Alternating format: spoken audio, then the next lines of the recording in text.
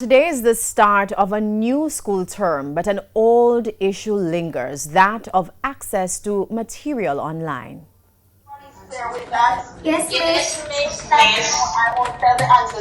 This has been the new normal for students island-wide since the outbreak of the coronavirus, and many of them have caught on quick.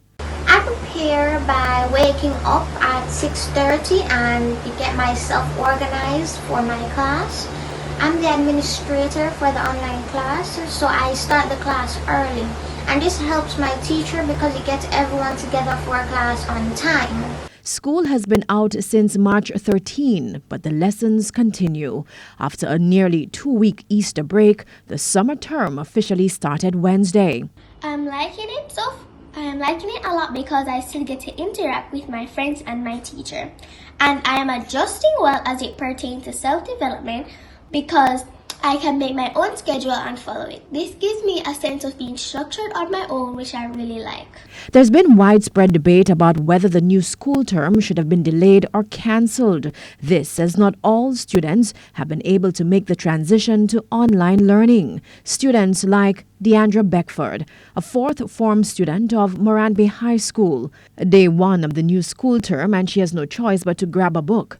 With no internet at home, no smartphone, laptop or tablet, she uses a neighbor's electronic device to get material from school. I have a neighbor who lends me his phone and I get my notes from there. And otherwise, I have a friend up by the road who I sometimes go to type my work. I recently had done that. Yes, but sometimes it's very difficult because of the curfew now. Sometimes she cries. I'm not in a position right now to buy her a phone, which is her heart desire. She asked me for a laptop.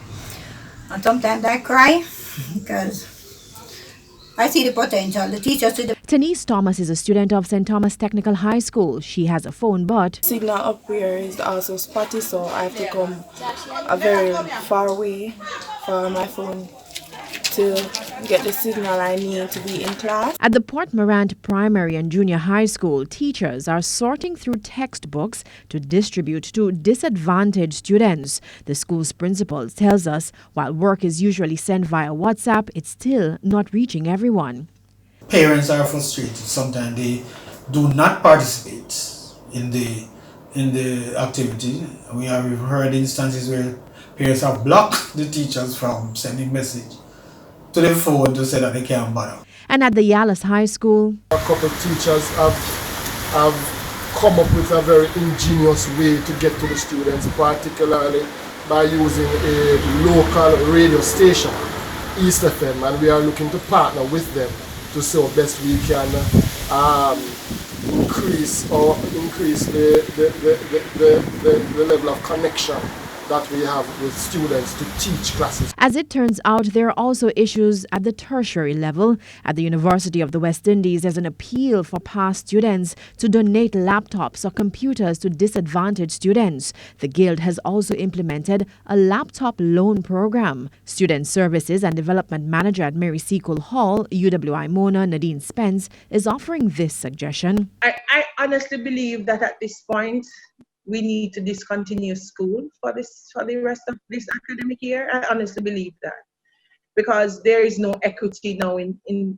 our ability, in the students' ability to access education. On Monday, Prime Minister Andrew Holness was adamant that education will continue online or remotely. Where there are gaps, he says, the government is working with great speed and alacrity to facilitate all students.